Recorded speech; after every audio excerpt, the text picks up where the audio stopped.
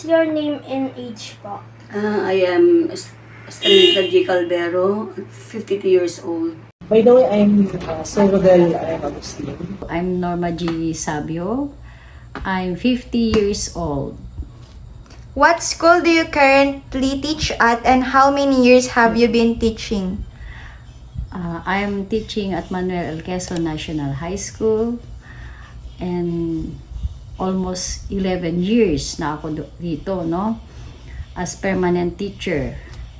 But if you ask years, if I'll included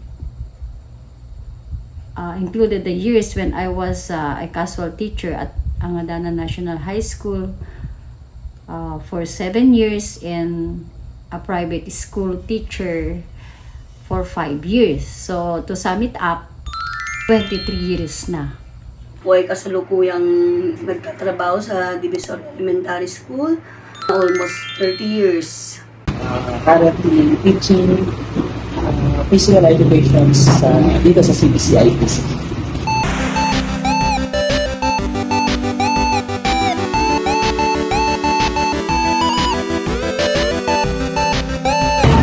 Do you consider the Philippines to be producing a quality level of education?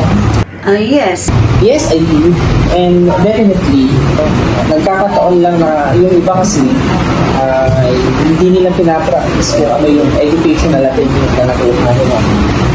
Dahil na rin siguro sa kawalan ng mapapasukan, kawalan ng employment base sa tinapos nilang mga kurso o degree sa kanilang pinag-aralan, for example.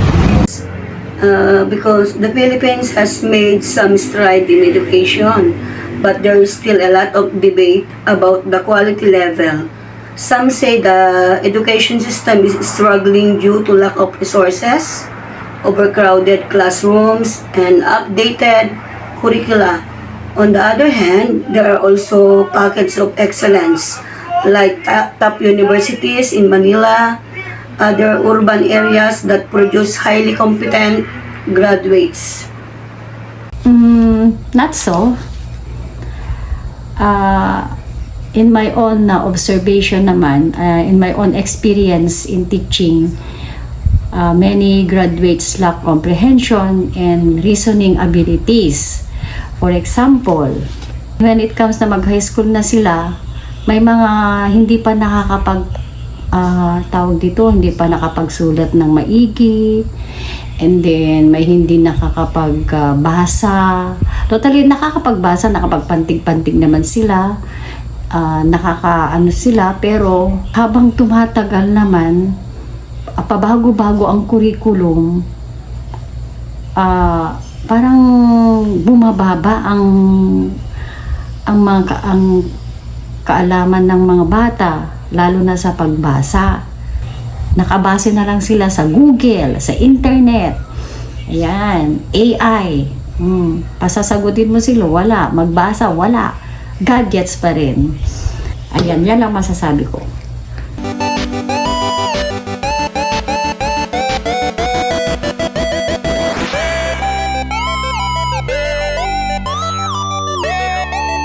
What practical and impactful strategies can be implemented to better train and support teachers so they can effectively improve student learning outcomes in the Philippines? It will definitely dapat manggaling ito sa government. Kailangan ng support galing sa taas. Para magkaroon ang mga, especially yung mga teachers, kasi dyan naman nagsisimula yung pagkakaroon ng mga productive na mga graduates. Kasi teacher din naman ang magtuturo. So kailangan sana masuportahan sila, mabigyan ng mga sapat na trainings, hindi lang dito sa Pilipinas, kundi ma-send sila abroad para ma-adapt kung ano yung mga different varieties ng teaching or methods of teaching na pwede natin gawin in order to have a better teaching and education dito sa Pilipinas. Regular provide ongoing training on modern teaching methodologies and subject matters updates. ang masakit nga, for example, sa mga teachers, pag graduate sila, yung iba, pumupunta sa abroad, nagiging overseas Filipino worker sila. Hindi nila na nagagamit yung kanilang pinag-aralan dahil sa suporta na nanggagaling sa gobyerno. And hanggang pagtanda nila, ganun yung mangyayari. Hindi nila masusubukang magturo, for example. Sana medyo i-revise sana yung child protection policy. Nagiging obvious na kasi. And then, learning resources. And maybe, sa study rin kasi ng uri ng education dito sa Pilipinas, maraming kulang. Sana magpatayo sila ng mas maraming paaralan para mas maraming mga teachers yung makuha para magturo sa mga estudyante. Kasi doon nagsisimula. Kailangan sa formative years pa lang ng mga bata, maturuan na sila ng maayos para pag-akyat nila, makuha nila yung proper education na dapat nilang makuha. Next is mentorships, programs, fearless, experienced teacher with seasoned mentors for guidance and support. Then, access to quality resources, collaborative learning communities, and feedback and evaluation system. These feedback and evaluation systems implement regular constructive feedback mechanisms to help teachers improve continuously. And then yung pabago-bagong curriculum. Pag iba na halimbawa, itong gobyerno natin, pag iba nang nakaupo, iba na namang curriculum ang i-implement. Paiba-iba, wala pang, kumbaga, mamamaster pa lang sana, meron ng, dito, katatapos lang implement yung ating curriculum na bago. Here comes, pag nagbago na naman ang ating administrasyon, iibahin na naman. Pinupolitiko na kasi ang ating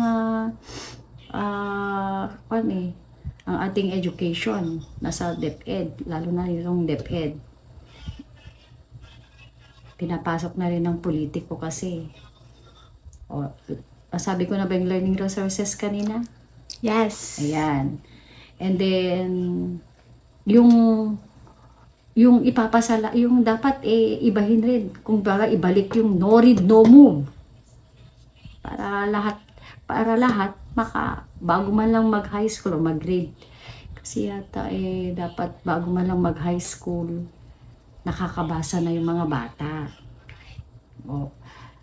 Kasi hirap na rin kaming mga nasa secondary na magturo kapag ang mga bata hindi pa nakakabasa, lalo na pagpasok ng grade 7. Paano naman nila malalaman yung lesson kung hindi sila marunong magbasa? Hindi nila naiintindihan yan. Okay? And then, ano pa yung and then yung support ng parents sa mga anak. Kasi 8 hours lang kami or nasa school, ang mga bata, mas sana tutukan ng mga parents ang kanilang mga anak. Yun lang.